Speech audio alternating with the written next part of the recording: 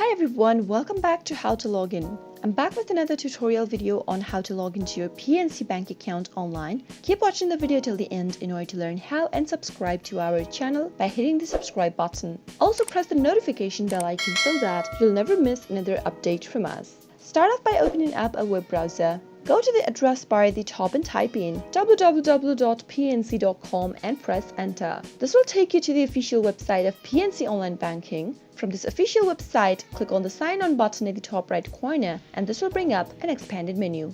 Start by entering your user ID that you created during the sign up process, and now head over to the password text field and type in your password. Make sure to double check your password by clicking on this eye icon at the right corner. In case you don't remember your password or your username, click on Forgot ID or Password link right below the box and follow the instructions to look for your user ID or to reset your password. If you'd like the system to remember your user ID, click on this box right here. But do not check this box if you're using a public computer or a shared device.